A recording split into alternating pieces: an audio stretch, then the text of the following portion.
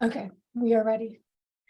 Great. I saw a note from Abina that she couldn't hear. Can you hear us now, Abina? If not, feel free to use the chat for the moment. Good morning, everyone. My name is Peter Dennehy. I'm the chair of the Consolidated Plan Advisory Board, referred to as CPAB for short. We're going to do a quick roll call to confirm our attendance today. When I call your name, please unmute yourself or respond via chat and say present. Rich Thiesing. Here.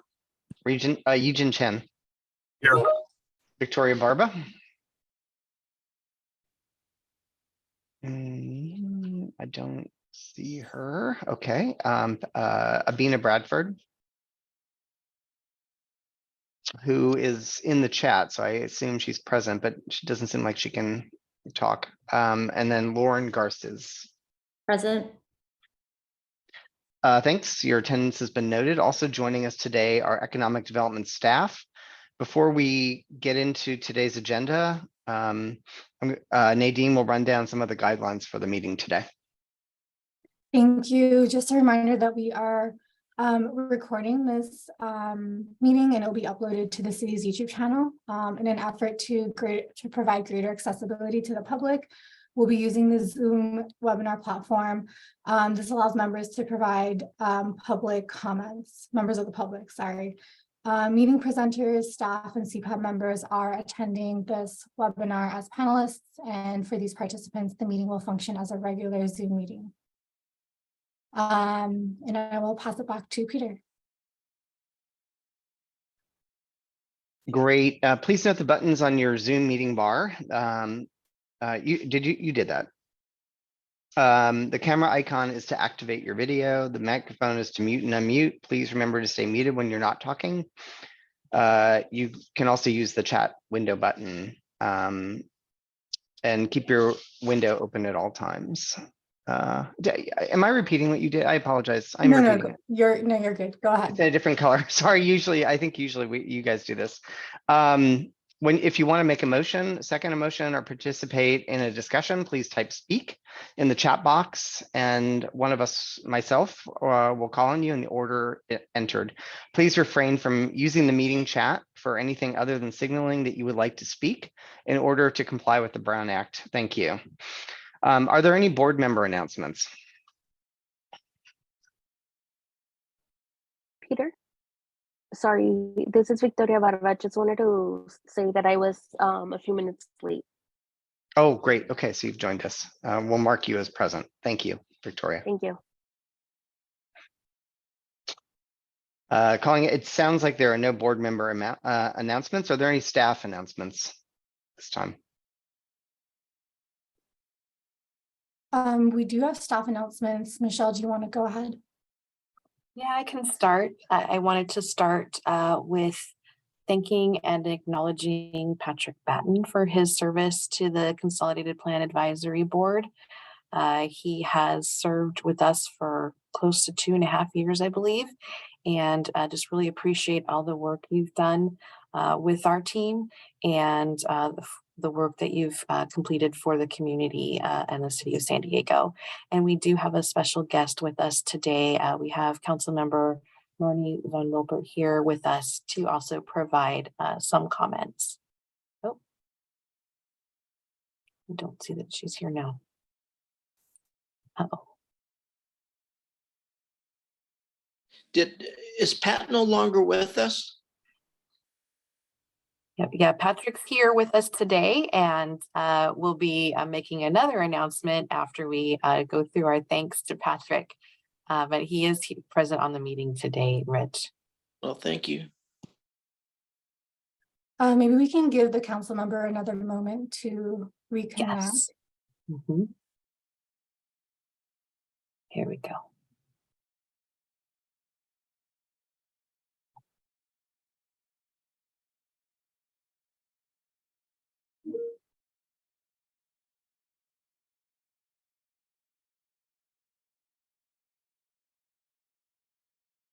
Good morning. Good morning, Councilmember. Good morning. Good to see you all. So I don't know if you were able to hear us, but we just acknowledged Patrick for his service and wanted to give you want to speak to that as well? Yes, I do. Actually, and Pat, I was just on with the fire chief. That's why I'm a little late, and he says congratulations as well, and thank you for your service. But I wanted to hop on and say thank you so much to Pat for his incredible service for not only the Consolidated Advisory Board, but also all you do for Rancho Bernardo in general. I don't know how you fit it all into your amazing schedule, but we really appreciate all the work that you've done, including our home investment partnership program and the community development block grant program. Housing is one of our biggest issues we face here in the city, and I really want to thank you for your leadership in that role. We've talked a lot about first-time home buyers and trying to enable people who are millennials, who are now our nurses and teachers and firefighters and police officers, to buy their own homes. I also really want to thank you for all the work that you've done with the city in general. You have worked on major issues of Southwest strategies. They're helping us to figure out how to fix our roads with utility companies and our EMS system with ambulances. And so you're always a wealth of information and knowledge, and we're very lucky to have you in our district. And I wanted to let you know that we are going to be proclaiming January 11th, 2023 to be Patrick Batten Day in the city of San Diego. And we have a proclamation for you, which we can't hand you right now because we're on Zoom, but we will find a time to come and give it to you so that we can declare today Pat Batten Day in the city of San Diego. So thank you very much.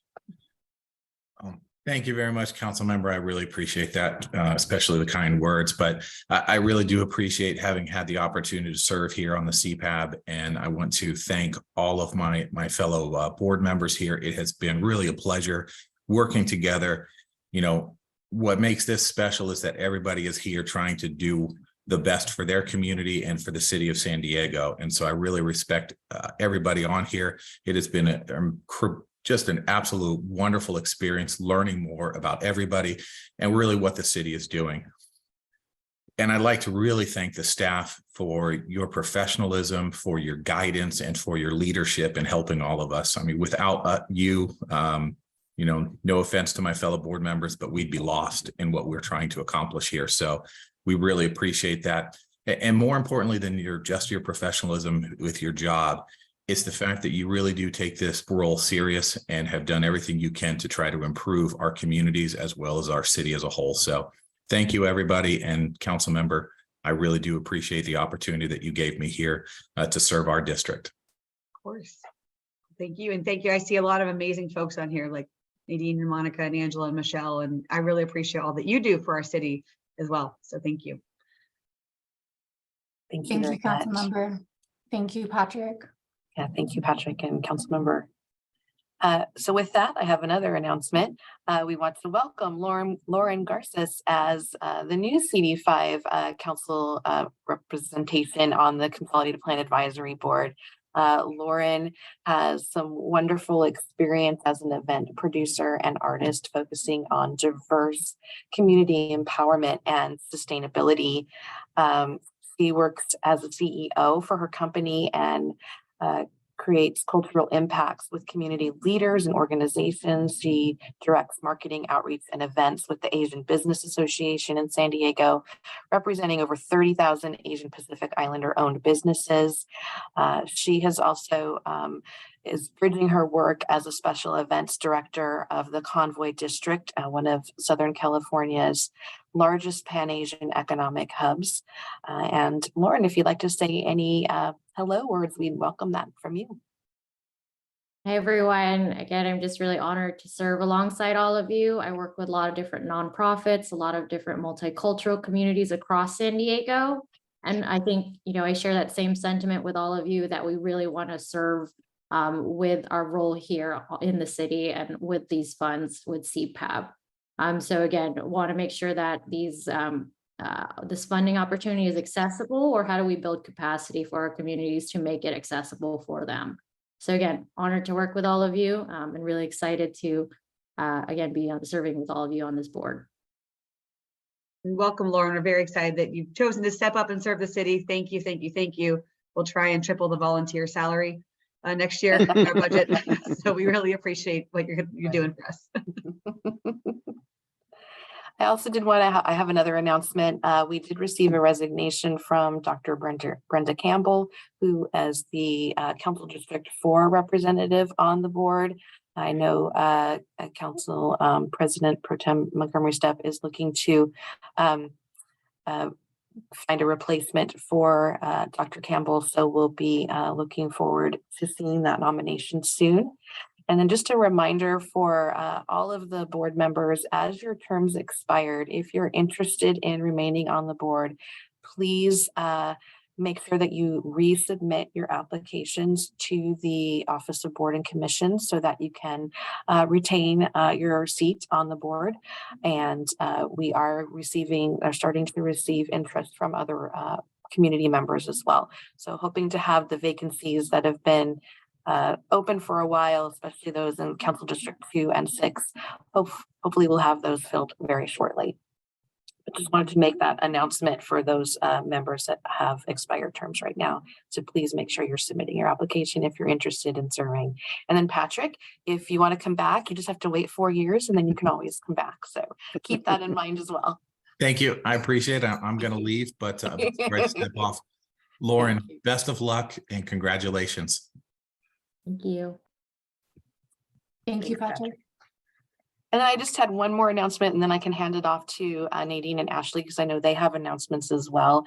But we did also receive some notice from the Office of Boards and Commissions earlier this week that based on the expiration or the pending expiration or anticipated expiration of the state of emergency in the state of California, there will be some updates to the Brown Act regulations, and we will likely be returning to in-person meetings in March. So it looks like it'll be effective sometime in early to mid-February.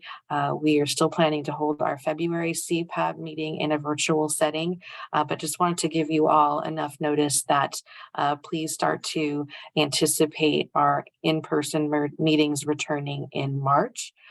With that, we are looking for locations.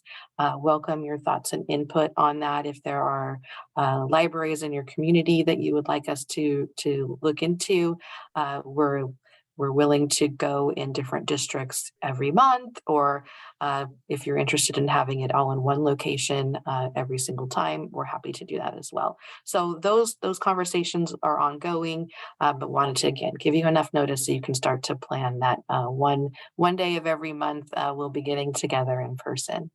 And with that, I think I'll pass it over to Nadine. Michelle, can I just ask a quick question? Will we go back to the time that we were earlier, which was I think 9 to 10:30? We can certainly have that discussion. Maybe we'll add that to our next agenda in February, where we can have some open discussion about what works best for the group, especially with new members. Thank you. Thank you, Michelle. I'm actually going to pass it to Ashley, but just wanted to see if Abina could hear us. Perfect. All right, Ashley, go ahead. Okay, so we have 3 announcements. The first one is on the consolidated plan. The Community Development Division staff are beginning the FY25 to FY29 consolidated plan planning process. The consolidated plan is prepared every 5 years, and its planning process serves as the framework for a community-wide dialogue to identify housing, economic, and community development needs and priorities. The consolidated plan and related items will be presented to the new Community and Neighborhood Services City Council Committee prior to presenting the City Council for approval. Members of the Community and Neighborhood Service Committee includes Council members Jennifer Campbell, Chair, Sean Elo Rivera, Vice Chair, Stephen Whitburn, and Raul Campillo. And an announcement on the RFP process. Organizations that were deemed qualified during the RFQ process were invited to submit project proposals through the request for proposal application made available on November 30th, 2022. The organizations joined a mandatory workshop held online on December 7th, and they were invited to attend technical assistance appointments where staff answered any questions about the RFP applications. And that ran from December 1st through the 21st, and then again from January 3rd through the 6th. The last day to email RFP related questions was January 9th, and the last day to request ED grants navigation questions will be January 13th. The RFP submission deadline will be January 13th, 2023 at 5 p.m., so Friday.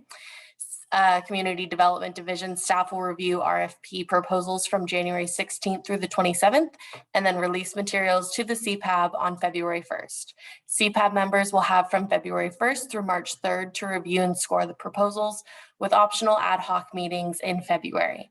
Scores are due March 3rd, with scores being posted on March 10th. Funding recommendations will be presented to the Public Safety and Livable Neighborhoods Committee in March or April of 2023. And then finally, the RFP review ad hoc committee meetings. Starting February 2nd, we will be holding ad hoc committee meetings to address any questions or concerns you may have regarding the FY 2024 CDBG applications. Ad hoc meetings offer CPAB members an opportunity to discuss any RFP related questions or concerns.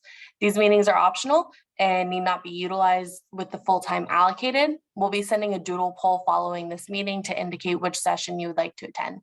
A maximum of 3 CPAB members may attend each meeting, and the meetings will take place over Zoom. That's it for me.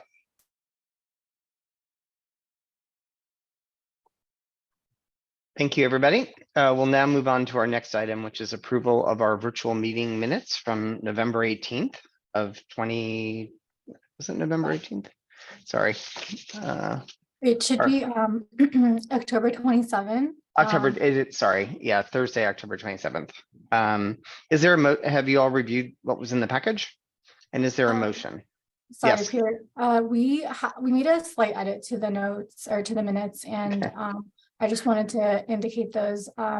So we did have to update the title of the meeting minutes to indicate that it was a special meeting. And then there was a typo that we also updated. Got it. Yeah, So we have to reapprove them. Is that what you're saying? yeah, so if those Okay. updates are okay with everybody, I think we might need a motion to approve the edits. Okay, so the minutes that we're approving are from October 27th, a revision of the October 27th. Okay, cool. Yeah. Thank you. Is there a motion? Motion from Rich. Thank you, Rich. Second.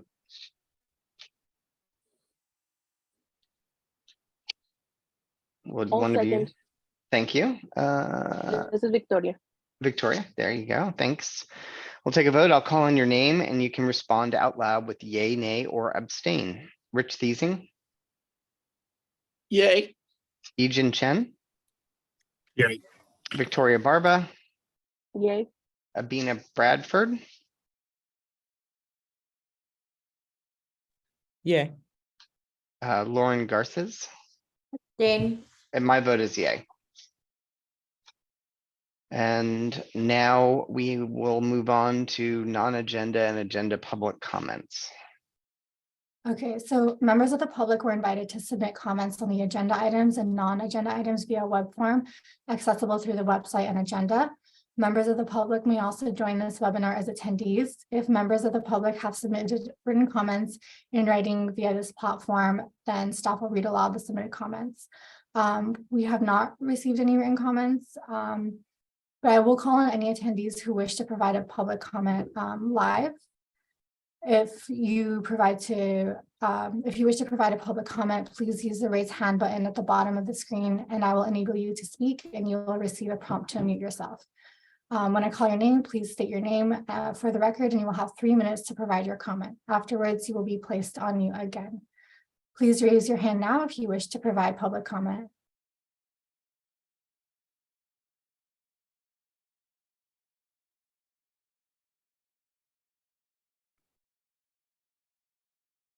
Okay, I don't see any raised hands.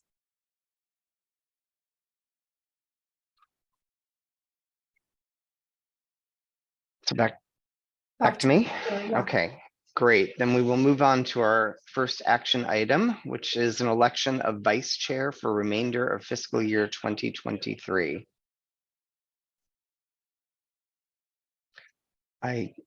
I gather we are being asked to select a vice chair. I'm the chair. So does anybody have an interest in serving as the vice chair this year? For the remainder of this year? Nobody contacted me yesterday, so this is your chance to put yourself up. What are the duties of the vice chair? That's a good question. So in the case that Peter is not available to facilitate the meetings, the vice chair would step up to facilitate the meetings, just as Peter has been doing today. Michelle, are there any other duties that you'd like to add? That would be it. And we do provide, a script each prior to each meeting so that you can follow along just like Peter has available to him. So it would be something that would be in the event that Peter's absent. And I have very good attendance. I nominate Abina. Who did that? Was that Rich? Rich did, of course. Oh, wow. That's what happens when you, that's what Abina's happens. got the personality for it. Oh, thank you, Rich. Abina, are you willing to put your, Yeah. are you willing to accept that nomination? Yes, Do I we- accept the nomination. Thank you, Rich. Do we, Yeah. do we need to second that in any way, or what do we do? Does anybody want to second that? I don't know if nominations are second, but I think it goes to be put on the floor at some point. Well, Yeah.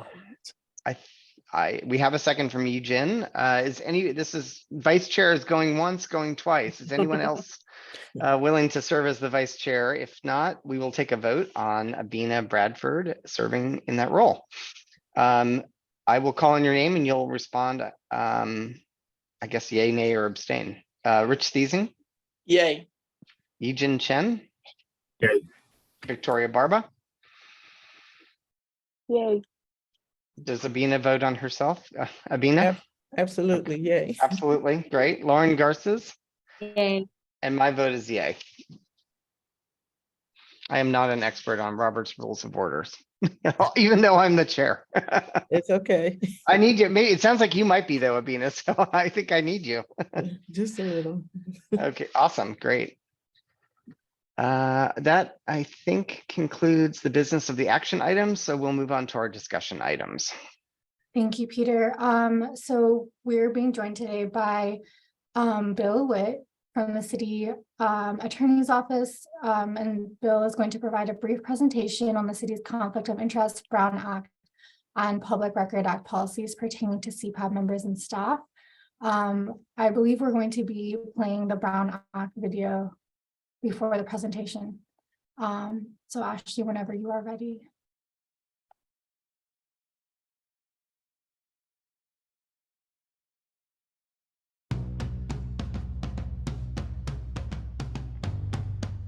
Hello, I'm Lucy. And I'm Joe.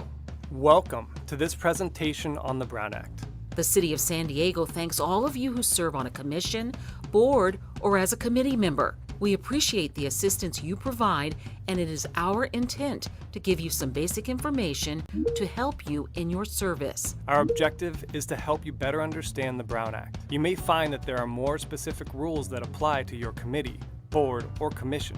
And if so, we encourage you to contact your assigned city staff liaison, who can follow up with our office on specific legal questions. Note that your own bylaws may have more specific rules to consult as well. We will also give you general contact information at the end of this presentation, as well as links to additional resources that will give you a more in-depth view of the Brown Act. We encourage you to use those resources. Now, let's get started. 2. Purpose and intent. Let's begin with the background, purpose, and intent for this important piece of legislation. The Brown Act was enacted in 1953 on the basic premise that public agencies exist to serve the public. For that reason, the work they do should be open to the public for 2 reasons. First, so that the public can attend meetings to see how decisions are being made. And second, so that the public can participate in that decision-making process. There are other important reasons for open meetings. Open government discourages backroom deals, one of the important pillars of the Brown Act. We want to ensure that the actions of the public bodies are taken openly and that their deliberations are conducted openly. We want to facilitate public participation in all phases of local government decision-making and provide a meaningful public process. We also want to curb the misuse of the democratic process by secret legislation. 3. Basic rules for public access. The Brown Act requires a legislative body to open its meetings to the public and to hold those meetings on a regular schedule. Meeting agendas must be available to the public in advance. Only items noticed on the agenda can be addressed with some very limited exceptions, which we will discuss. Meetings can only be closed to the public under specific purposes authorized in the Act. Secret ballots are not allowed. Votes must be announced, and finally, the Brown Act must be interpreted liberally in favor of public access. When we are asked to render any interpretation with respect to the Brown Act, we look to the language of the Act itself, to the interpretations by the courts, which are binding law, and to the guiding opinions of the Attorney General. 4. Who is subject to the Brown Act? The Act applies to legislative bodies. A legislative body is a broadly defined term under the Act. It includes all of the city's charter-provided committees, commissions, and boards, as well as other bodies created by a formal action of the legislative body. A formal action may be, for instance, a resolution or an ordinance creating the committee, commission, or board. Our City Council, Housing Authority, and Public Facilities Financing Authority are all legislative bodies subject to the Brown Act, as are the Council's standing committees. 5. Limited exceptions. Chances are, if you are watching today's presentation, you are a member of a board, commission, or committee that is subject to the Brown Act. But there are limited exceptions. For example, advisory boards and task forces created by the mayor are not subject to the Act. Similarly, there are limited exceptions for subcommittees where Brown Act rules may not apply. For example, an ad hoc, temporary subcommittee that has a defined purpose and a definitive end that's made up of less than a quorum of the body is typically not subject to the Brown Act. We recommend conferring with your city liaison if you have any questions on this issue. 6. What is a meeting? As we've discussed, the Brown Act requires open meetings, which of course begs the question, what is a meeting? As defined under the Act, a meeting is any congregation of a majority of the legislative body, that would be you, at the same time and place to hear, discuss, deliberate, or take action on any item that is within your subject matter jurisdiction. This question of the same time and place is interpreted very liberally under the Act, as you will see when we talk about serial meetings. The basic rule is that a discussion among a majority of the members of a legislative body on a matter within the body's jurisdiction is a meeting. Such a body cannot meet behind closed doors without violating the Act, unless a statutory exception permits a closed meeting to occur. Generally speaking, a majority of the body is required to constitute a meeting. 7. Meetings may not occur outside of Brown Act parameters. Serial meetings are specifically prohibited by the Act. Under the Act, a meeting of a majority of the members of a legislative body shall not meet outside a meeting authorized by the Brown Act, which, as we said earlier, is a meeting that is properly noticed and open to the public. Furthermore, members shall not use a series of communications of any kind, directly or through intermediaries, to discuss, deliberate, or take action on any item of business that is within the subject matter jurisdiction of the body. While individual members may be able to independently gather information for an upcoming meeting, a member may not have a discussion directly or indirectly with other members of the body outside of that meeting. This seems to be the issue that we most often run up against when we have questions about Brown Act compliance. 8. Hear, discuss, or deliberate. Deliberation under the Act is broadly construed. It doesn't include just discussion, but also the acquisition and exchange of facts preliminary to the ultimate decision. For example, even when you are not having a discussion about an action the board may take, having a majority of the members meet in order to gather information to be used for a subsequent public meeting would not be permissible under the Act. 9. Serial meetings are not allowed. Serial communications can occur in a couple of different ways. One way is that member A talks to member B, and then talks to member C, who then talks to member D, until we are at a point that a majority of the members have discussed an issue. You will recall that we said earlier that the same time and place is liberally construed. So even if A and B talk on Monday, and B and C talk on Tuesday, and C and D talk on Wednesday, we still have a serial meeting in violation of the Brown Act if a majority of the members have discussed that issue outside of a properly noticed and open meeting. The other way serial meetings can happen is commonly known as a hub and spoke. This means that member A talks to multiple other members separately, but still you can end up with a discussion among a majority of the members of the legislative body. If a majority is 3 and A talks to B and then A talks to C, you have had a discussion among a majority of the members of the body, and that would be a serial meeting not permissible under the Act. The Brown Act does not distinguish between oral and written communications. So emails are an area where we want to be very sensitive. An email that is a one-way communication from staff to you and other board members is permissible under the Act. You should refrain from hitting reply all, as that would send a response to the other members of the legislative body, possibly spurring impermissible deliberation. One of the tricks that we like to use when we are dealing with an email that is going appropriately from staff to members of a legislative body is to have staff send an email to the staff person themselves and then blind carbon copy the members of the legislative body. That way, if someone does inadvertently hit reply all with a question about whatever that communication was, they don't inadvertently and impermissibly communicate with all the other members of the body. 10. Social media example. Social media is an area of concern. The following example comes out of the League of California Cities publication Open and Public 5, which was most recently revised in 2016. This resource is indicated at the end of our presentation, and we do encourage you to read through it and keep it handy as a resource. An agency's website includes a chat room where agency employees and officials can participate anonymously and often discuss issues of local agency business. If members of the legislative body participate regularly, does this scenario present a potential for a violation of the Brown Act?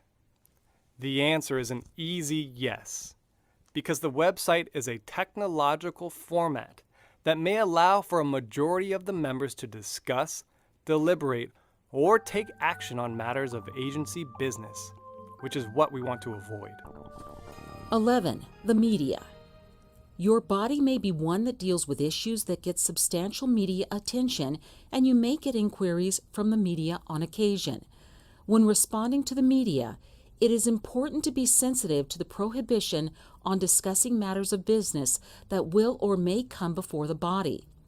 While you may make general statements, for example, on views and policy issues, you should avoid speaking directly to a specific matter of business that will or may come before the body. If your board, commission, or committee gets involved in any quasi-judicial matters, you should not be discussing any views on the matter ahead of time. The issue here is not just the Brown Act, but also the constitutional principle of fairness, often referred to as due process. Due process requires that you, in your role as a quasi-judicial decision-maker, withhold judgment until you consider all of the evidence, including the evidence that will be presented at the public hearing. When you speak on a specific quasi-judicial matter ahead of time, you may have to recuse yourself when that matter does actually come before your board or committee. We recommend that you seek additional training on this issue if your body makes quasi-judicial decisions. 12. permissible contacts. Despite all the limitations previously described, the Brown Act permits individual contacts between a member of the legislative body and another person. 13. Permissible gatherings. A majority of members of a legislative body may simultaneously attend certain gatherings without violating the Brown Act. Examples include a conference that is open to the public, social gatherings, community meetings, and open meetings of another body. But it's important not to discuss among yourselves at any of those gatherings any business that would be coming before the body. If there is business that would be coming before your board or committee that's on the agenda of another agency, then that's the meeting of the other agency. You can attend, but you would not engage in a discussion among yourselves unless your meeting is also noticed. 14. Holding meetings. The Brown Act has specific rules for noticing meetings in order to ensure that the public has sufficient information so that it may determine whether to attend. For that to happen, there must be effective notice and an agenda that adequately describes the matters to be considered. Agendas for regularly scheduled meetings must be posted 72 hours in advance of the meeting in a location that is freely accessible to the public. If the body has a special meeting, that can be noticed 24 hours in advance, posted appropriately so that the public is on notice, and on your website if you have one. Your staff liaison will be familiar with these rules and can provide support. We recommend the chair become familiar with them as well. 15. Public participation. The written agenda should have effective notice, date, time, location of the meeting, a brief general description of the item, and a statement that the public then has a right to attend and participate, as we talked about earlier. The meeting facility must be accessible to the disabled and cannot prohibit attendance based on race, religion, color, national origin, ethnic group identification, age, sex, sexual orientation, or disability. It flows from the right to attend and participate that we cannot require names or other information as a condition of attending or speaking at a meeting. Voluntary sign-in is allowed, and limited information can be sought on speaker slips, just enough information to call people up in order for them to speak. 16. Public participation. Regular meetings. The public has a right to comment at regular meetings in what we informally call the non-agenda public comment. This means that at any regular meeting of your body, the public has the opportunity to comment on matters that are not on the agenda, but are within the subject matter of your body. Separately, the public has a right to speak to any item that is on the agenda when that item is called. 17. Public participation. Non-agenda public comment. On non-agenda public comment, members of the public may speak on an item that is not on the agenda, but the body cannot discuss and take action on the non-agenda public comment. You can, however, provide a brief response, ask some questions, refer it as appropriate to staff for a report back, or place it on a future agenda. But what you cannot do is turn that public comment into an agenda item that is acted upon by the body that day. 18. Public participation. Other issues. There are other issues that tend to come up with public participation. The Brown Act requires that public criticisms and complaints be allowed. We cannot shut that down. The Act is construed broadly in favor of the public's right to speak, and we cannot regulate or restrict the content of those who criticize or insult members of the body. Content limitations must be viewpoint neutral. The content can, of course, be restricted to matters within your body's jurisdiction.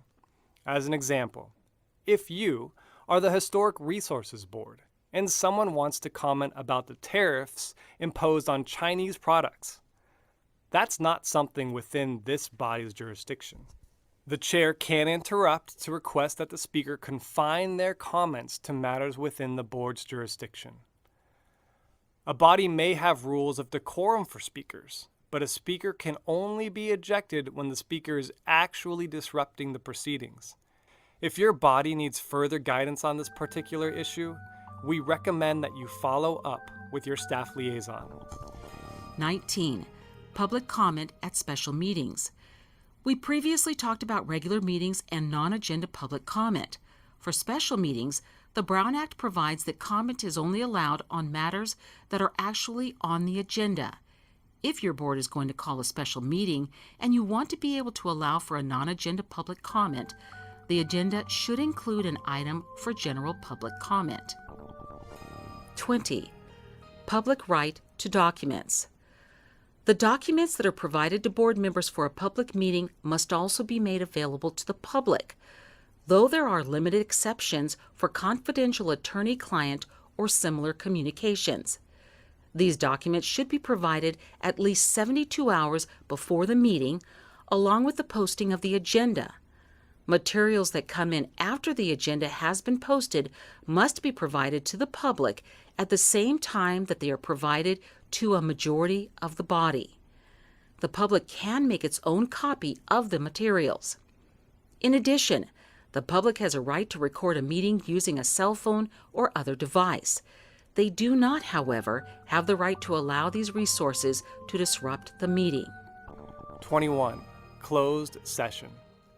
Most of the city's boards, commissions, and committees don't have any jurisdictional authority that would require closed session meetings.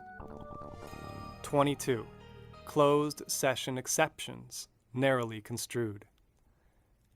Where a meeting in closed session is allowed, the Act provides very specific safe harbor language for noticing the closed session agenda to ensure compliance with the Act's provisions. The permissible scope of the discussion within closed session is narrowly construed. 23. Closed session summary. A closed session meeting must be publicly noticed just like an open session agenda, and the public has the right to comment on agenda items before the body convenes in closed session. In the closed session, there is limited attendance. Only the members of the body and essential persons are authorized to attend. The information learned in closed session is confidential and may not be shared outside the confines of the meeting room. 24. Violations of the Brown Act. Violations of the Brown Act are handled civilly and criminally. For civil violations, any interested party can sue to invalidate an action taken by a body in violation of the Brown Act. Generally, the body will have an opportunity to cure and correct the problem with a rehearing of the matter. If there is participation in a meeting in violation of the Brown Act with the intent to deprive the public of information, the violating members could be subject to misdemeanor prosecution. 25. Summary. In summary, it's important to remember that all of your meetings must be open, public, and properly noticed, unless a specific exception applies. Your discussions, actions, and deliberations must take place in those open meetings. The public must be permitted to attend and to participate in your meetings. And with respect to judicial interpretation, the courts favor open and public meetings. Any exceptions are very narrowly construed. In follow-up, we encourage you to consult your assigned city staff liaison, who can follow up with the city attorney on specific legal questions or additional training you may require. Thank you for your attention on this important topic.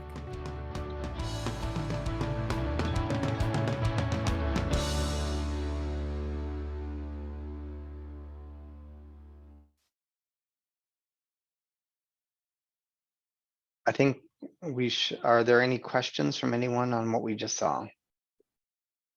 Or is there anything else that staff wants to say? Bill is going to give a presentation on the conflict of interest, but he's also available to answer any questions about the video.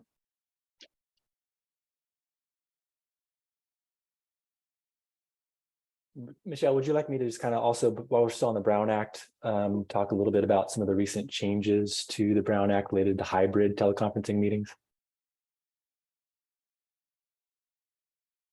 Can you hear me? Yes, that would be great. Thank okay. you. So yeah, as Michelle mentioned earlier, the governor's emergency declaration for COVID is set to expire later this year, which means we'll be going back to the in-person meetings. But effective January 1st, the legislature did make some changes to the Brown Act that would allow some kind of what they call hybrid teleconferencing meetings, which is kind of occurring part in person and part virtually. So it provides a little bit more flexibility, although not as great as the flexibility of the fully virtual meetings that under the emergency declaration we were doing. But under those new provisions, these hybrid teleconference meetings can be held as long as at least a quorum of the legislative body is present in person at the publicly available location. Other individual members of the legislative body may participate with the meeting remotely, but only under specified conditions. And it's what's for an emergency circumstance for that individual board member related to something like a medical emergency for that board member or their immediate family.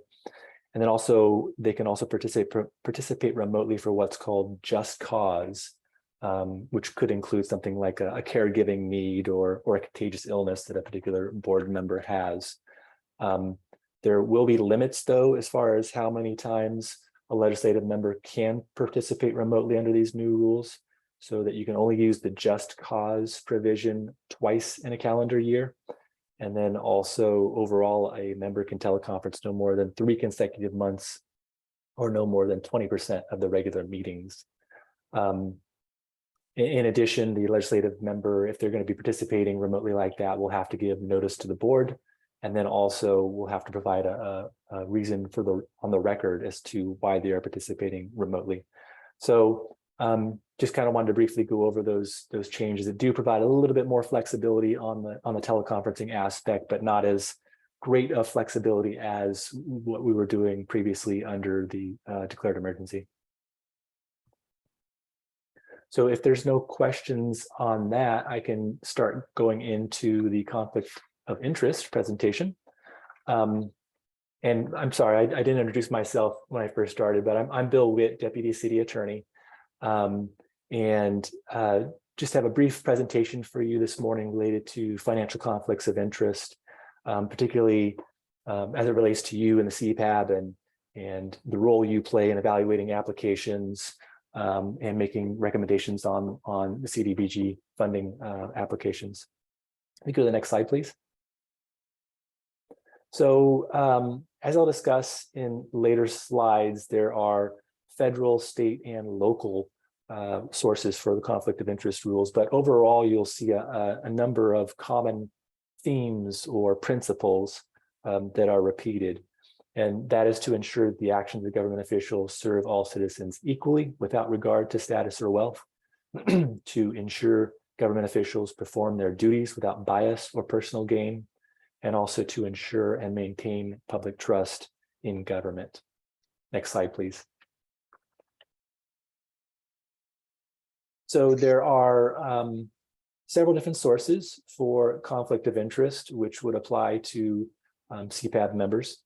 And so you have the federal CDBG regulations in the Code of Federal Regulations that specifically focus on CDBG type activities. There's also the California Political Reform Act at the state level, and also at the state level, the California Government Code Section 1090, which deals with the making of contracts. And then there's also the municipal code. There are specific municipal code provisions that deal specifically with CPAB. And then also there's a CPAB conflict of interest code that's related to those muni code provisions. Next slide, please. So looking first at the federal conflict of interest regulations that are applicable to CDBG, these generally provide that no persons having any responsibility with respect to CDBG activities or who participate in any CDBG related decision-making process or have inside information with respect to CDBG activities may obtain a financial interest or benefit from the activity or have an interest in any contract, subcontract, or agreement or in any of its proceeds, either for themselves or those with whom they have immediate family or business ties during their tenure and for 1 year after. A couple of things to note with this regulation is that it is broadly applicable. So it does apply to the CPAB members. And also the federal regulations apply to even apparent conflicts of interest. And an apparent conflict of interest occurs when a reasonable person with knowledge of the relevant facts would question the impartiality of the reviewer or board member in his or her decision-making or review of an application of funds. So these federal regulations are broadly applicable and will be broadly implemented in these activities. Next slide, please. Turning to some of the state sources for conflict of interest, the primary one is the California Political Reform Act. And this has been in place since 1974. And in general, it prohibits a public official from making or participating in making a governmental decision in which the official knows they have a financial interest, and a financial interest in a decision exists if it is reasonably foreseeable that the decision will have a material financial effect on the official, a member of the official's immediate family, or on one or more of the official's economic interests. A couple of things to note here. The Political Reform Act applies to CPAB members. The act has a broad definition that has broad definitions to make it applicable to CPAB members. The overall purpose here, kind of referring back to one of the earlier slides related to the overall purpose and intent of the conflict of interest rules. The overall purpose of this rule is to avoid biased decision-making that favors an official's private financial interests at the expense of the public's interest. And kind of the key takeaway here is that the Political Reform Act prohibits a public official from making or participating in making a decision if two conditions are met: the financial impact or effect on the official or on the official's immediate family member is reasonably foreseeable, and the financial impact or effect is significant enough to be considered material. Now, there can be a lot of nuance in that analysis and that determination. And luckily, the California Fair Political Practices Commission has some implementing regulations which provide a lot of guidance on how to assess potential conflicts of interest related to foreseeability and material financial effect. As a general principle, though, if a financial interest is directly involved in the decision, it's, for example, the subject of the decision, it's likely going to be a clear-cut example of when disqualification of a public official is going to be required.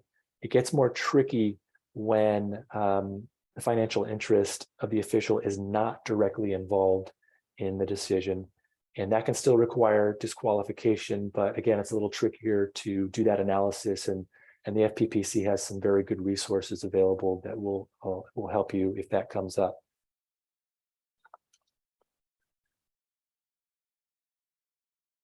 Next slide, please.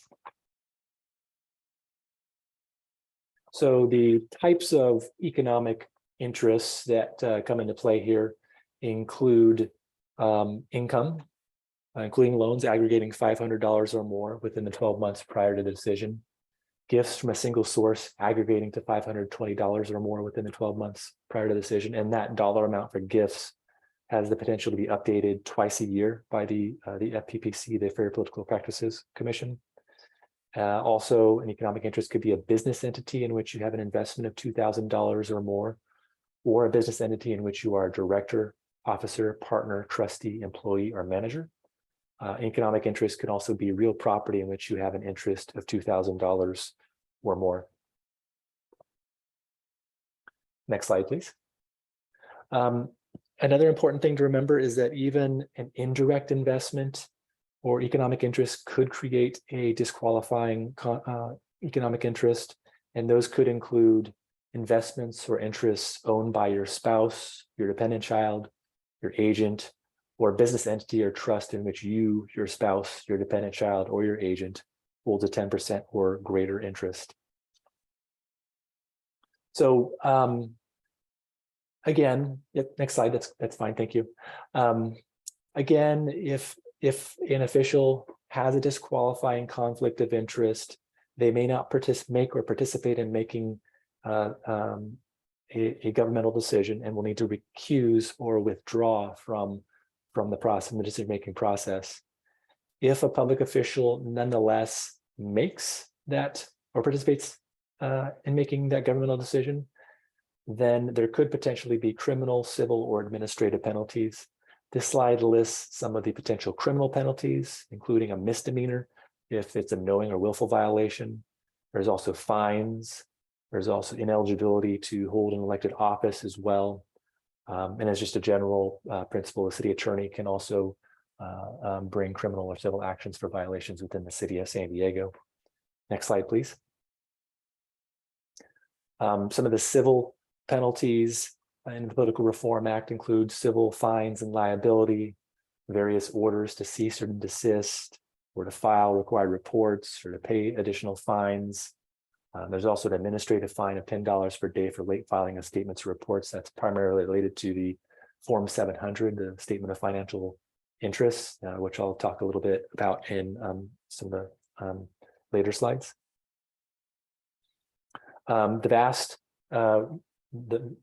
Just to go back one more, please. The most of the enforcement actions are going to be taken by the Fair Political Practices Commission through their administrative enforcement division. And although these types of penalties can also be pursued by other public agencies, potentially by members of the public as well. Next slide, please. The second source of conflict of interest rules in California is in California Government Code section 1090. And this applies to financial conflicts related to contracts. It prohibits a public official, employee, or agency from participating in making governmental contracts in which the official or employee has a financial interest. It applies to virtually all state and local officers, employees, and multi-member bodies. It's very broad, and it covers officials who participate in any way in the making of a contract. So that includes final approval of a contract, as well as involvement in preliminary discussions, planning, negotiation, and solicitation of bids. There are some exceptions related to when the financial interest is remote or small, and section 1090 lists some specific examples of that. But the key thing to remember is that even if you might be clear under Government Code section 1090, you would still have to look at potential conflicts of interest under the Political Reform Act and also under the federal requirements. Next slide, please. So some of the penalties for violating section 1090 could be that the contract is void or unenforceable. Willful violations can also be criminally prosecuted, including fines, imprisonment, and also disqualification. So like the Political Reform Act, the penalties for violating 1090 can potentially be significant. So the best course of action is to, if there is a potential disqualifying conflict of interest, to withdraw or to recuse from the governmental decision. Next slide, please. Some of the local regulations relating to conflict of interest, those are primarily found for the CPAB in the municipal code. There's section 26.2101 and following that specifically govern the CPAB. And these muni code sections specifically have requirements related to filing Form 700s, which is the Statement of Economic Interest, and also to comply with applicable ethics laws. And just as a reminder, the Form 700s need to be filed upon taking office annually and also upon leaving office. And then there's also a requirement in the muni code that CPAB members recuse themselves from participating in any decision in which they have any personal or financial interest. And again, that that overlaps with a lot of the requirements under state and federal law. Next slide, please. So for the Form 700, the CPAB is under category 1 of the disclosure categories, which means that the Form 700 needs to disclose investments and business positions in any business entity located in or doing business with the city of San Diego, any income and gifts from sources located in or doing business with the city of San Diego, and also interests in real property located in the city of San Diego, including property located within a 2-mile radius of any property owned or used by the city. The Form 700 is primarily a disclosure requirement. It's not necessarily going to create the conflict of interest, but it certainly helps identify potential conflicts of interest for further analysis. Next slide, please. So in summary, it's important to annually disclose all required economic interests in that Form 700. It's important to recuse yourself from decisions in which you have disqualifying financial interests. When in doubt, ask for advice. And next slide, please. There are a number of resources available for you. The Fair Political Practices Commission website has a very helpful, has a lot of helpful information, has guides related to the conflict of interest analysis, has the statute, has the implementing regulations. The FPPC also provides the ability to get both informal advice and formal advice. You can request informal advice by telephone or by email. It usually can be done by the FPPC fairly quickly. You can also get the more formal written advice from the FPPC, which tends to take a little bit longer, but the benefit of getting the formal written advice is that it does provide some protection from enforcement by the FPPC if you follow the advice letter that they issue. There's also the City Ethics Commission website, which includes a lot of good information specifically related to our local conflict of interest and ethics rules. And then also the League of California Cities has a very good guide on conflict of interest issues. So next slide, that brings me to the end of the presentation, and I'd like to see if anybody has any questions.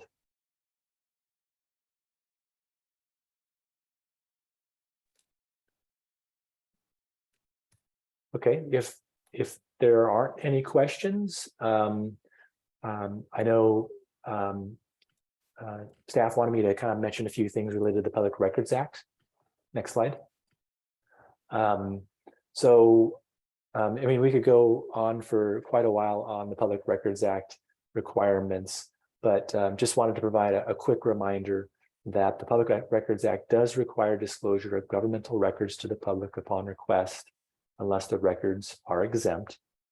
And the definition of public records is very broad, so it includes any writing containing information relating to the conduct of the public's business prepared, owned, used, or retained by any state or local agency, regardless of physical form or characteristics. So this is, again, by design, very broad definition. Next slide, please.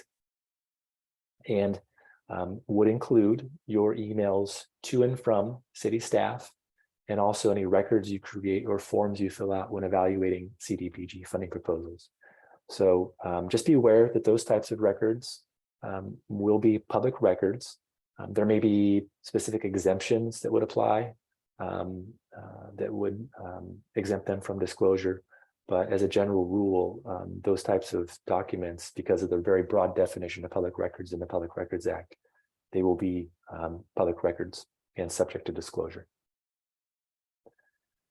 So with that, I've reached the end of my presentation, unless again, there's some additional questions. Thank you so much, Bill. I think I saw Eugene unmute. So Eugene, if you want to go ahead and ask your question. Yes, thank you, Nadine. Thank you very much for that overview. I had a question on this recusal requirement for CPAB members because of personal or financial reasons. What is meant by personal? I think it probably it probably goes back to kind of the things you would be looking at related to the Political Reform Act. So again, kind of more focusing on personal effect on your your financial interests, your economic interests. So I think there's some overlap with those particular rules. There's not a specific definition in the municipal code related to that, but I think the intent was to kind of overlap or incorporate a lot of the existing federal and also state rules related to conflict of interest.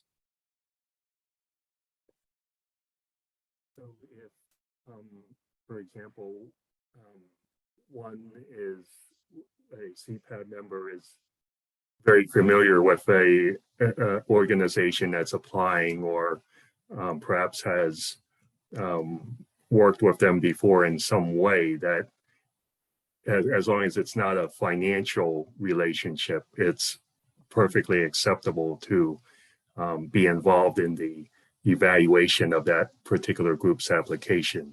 Yeah, I think having general knowledge about an organization, I don't think that would be a disqualifying conflict of interest. If you do have any specific questions, these things can be very factually dependent. And again, sometimes it can be, the nuance can get a little complicated. So if a specific situation does come up, it's probably better to look on it on that kind of that case-by-case situation. Again, some of those resources that are available, staff can also direct you to specific locations for additional help. Bill, can I ask you a question? If, for example, my company is pursuing contracts with the city, would that be considered a conflict of interest? It affects, it basically boils down to the decisions you are making or participating in. Will that have a potential impact on your financial interest? So your decisions related to the CPAB would be the focus. Does that have a material effect on your economic interest? Okay. If they are separate, then arguably that wouldn't come into play. Okay, thank you. Bill, this is Rich.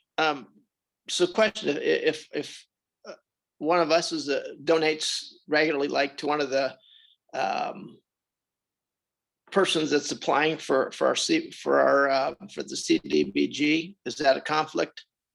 Generally, it's a financial interest to you, so an effect on your particular income or property or that type of thing, where the making of the decision would have some type of effect. If it's a matter of regular donations, that probably wouldn't rise to the level of disqualifying conflict of interest, but if there's some additional connection to the organization, then you would have to look at that more closely. Okay, thank you. Thanks for the presentation also. Sure.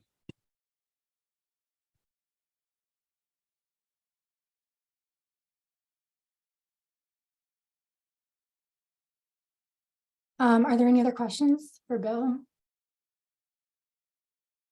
If we do think we have a conflict of interest, who's the best person to reach out to state those facts and see if it, yeah.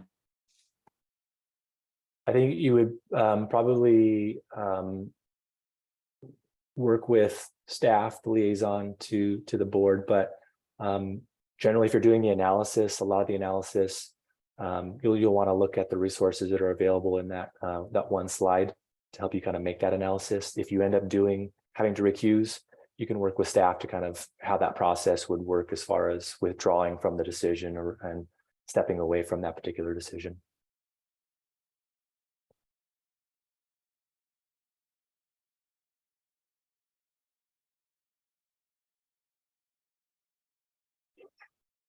Thank you, Bill. And I will share the slides with CPAB. If that's okay, Bill, your slides I will forward to everybody here. Yeah, that's fine. Great, thank you. Great. Shall we move on to the second item, which is the CPAB handbook and attachments for fiscal year 2024? Sure. Thank you so much, Bill, for joining us. And I will go over the handbook real quick. Ashley, are you able to share your screen? Great, thank you.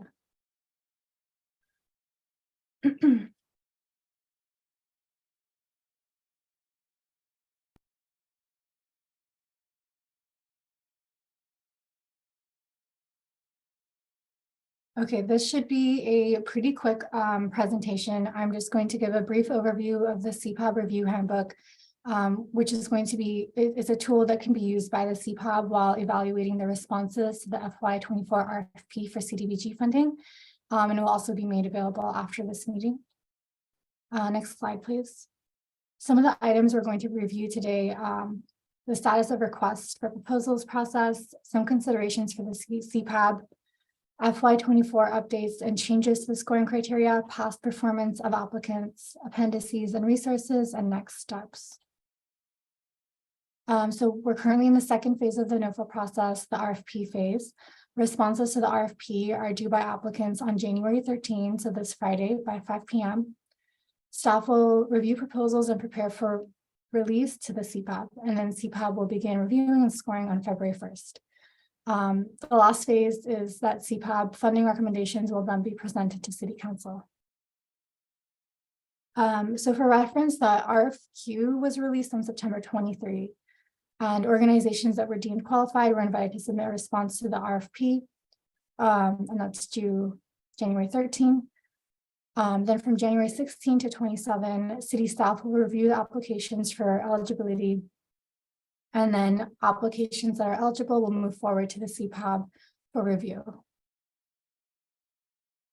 Since the FY18 application cycle, nonprofit applicants have been required to use ED grants to submit their responses to the RFP, and the CPAB is required to review and score applications using the software. The scoring criteria is embedded directly into the software, and CPAB members will evaluate proposals directly on the website. If CPAB members need to reset their password or have not yet registered, please reach out to cdbg@sandiego.gov to get set up, or you can reach out to me directly.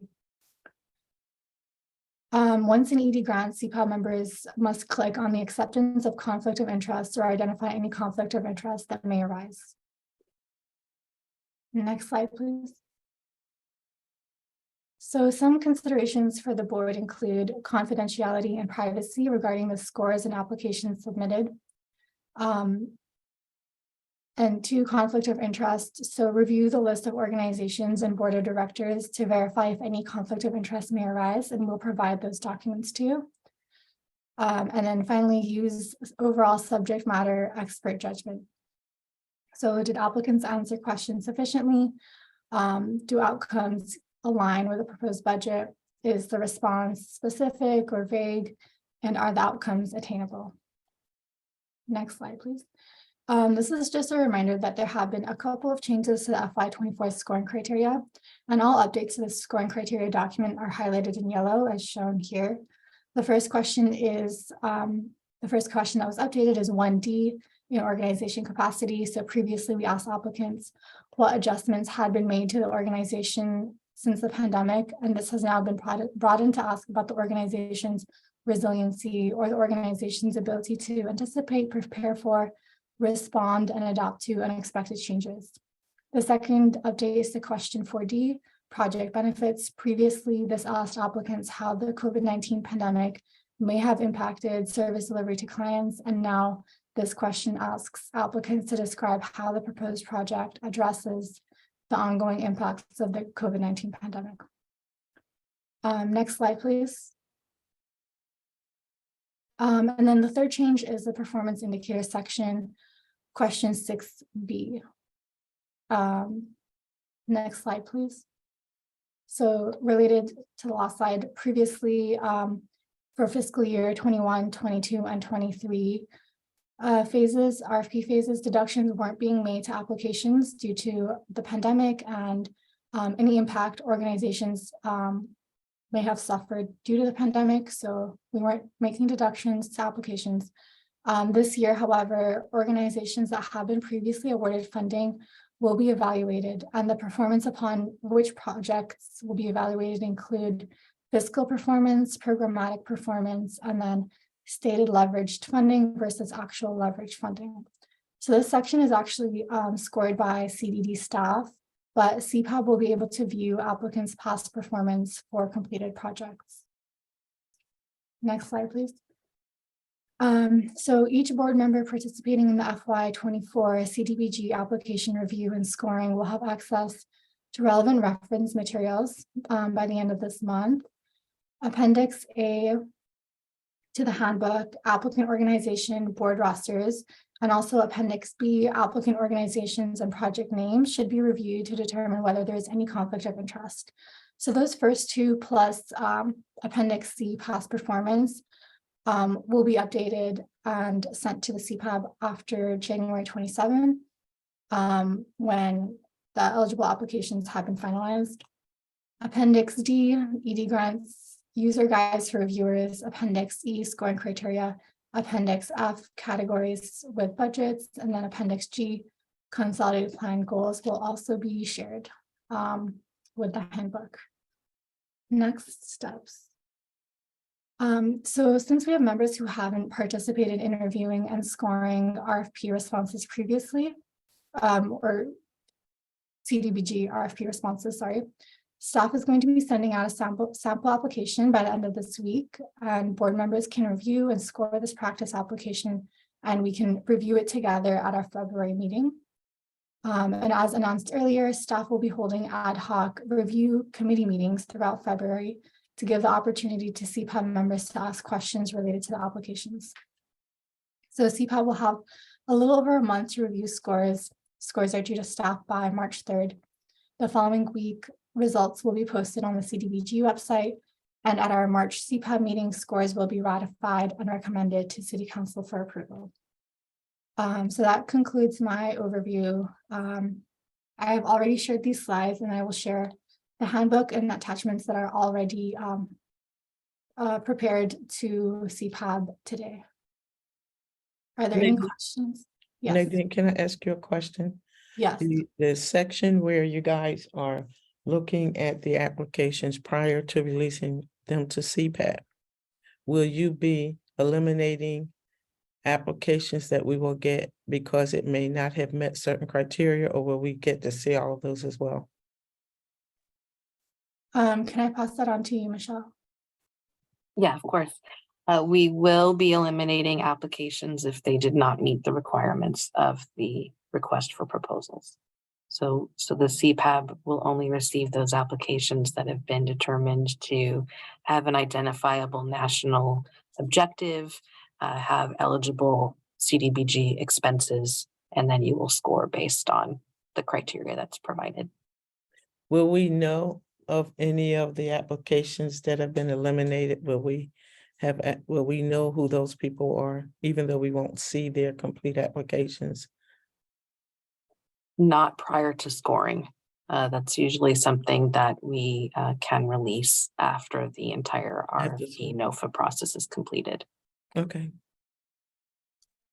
Thank you. You're welcome. This is Rich. So in the beginning, before we start our scoring, you know how we have to reset our passwords and stuff. Sometimes in the past, that's where I get hung up on. Who is it that I would see about that? Who would I call and help me to get that all reset and make sure I can get into the system for grading? Yeah, you can reach out to me, Rich. Okay, thank you, Nadine. You're welcome. I'm curious, will we be able to know how many applications were submitted? Yeah, we can share that information.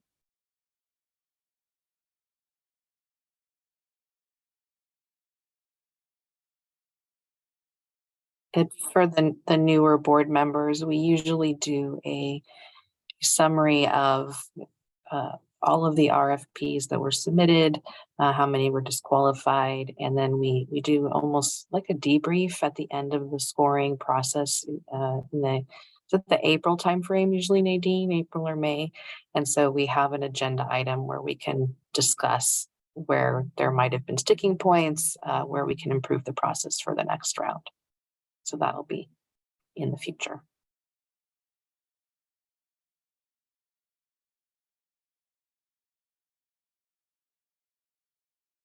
Any other questions from anyone? I'm sure we're all looking forward to this annual process. One question I would have, in the past, I've asked for a printed copy of it. I like it. I usually just print it out myself. Is that an option for anybody who wants it? A printed copy of. The applications, just the so I can, Yeah, I mean, I'm not, I can do it at work. So it's not that big a deal. It's a lot of printing.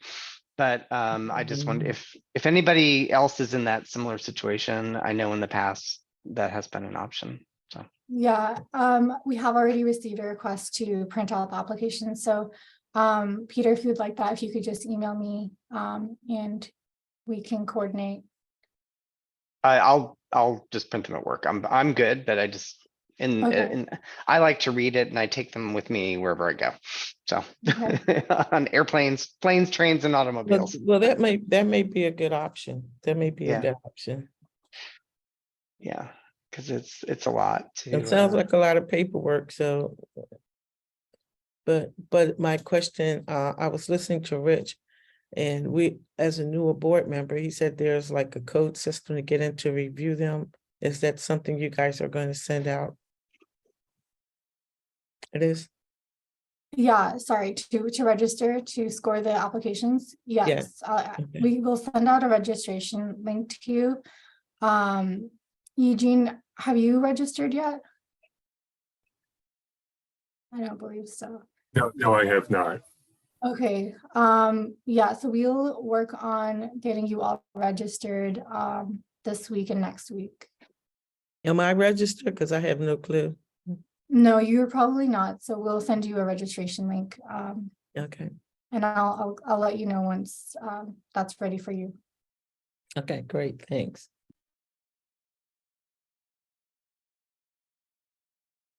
Any other questions?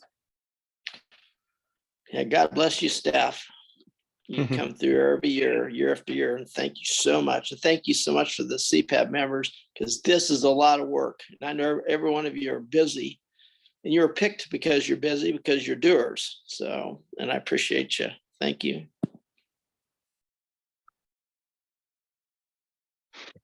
Thank you, Rich. I think other than that, if there's no other questions or comments, I think we will move on to adjourn. Sounds like our next meeting will be virtual, and then perhaps in March, we'll see each other in person again. All right. Happy New Year. Great. Thank you all. Happy New Year. Happy New Year, everyone. Thank you. Happy New Year. Okay.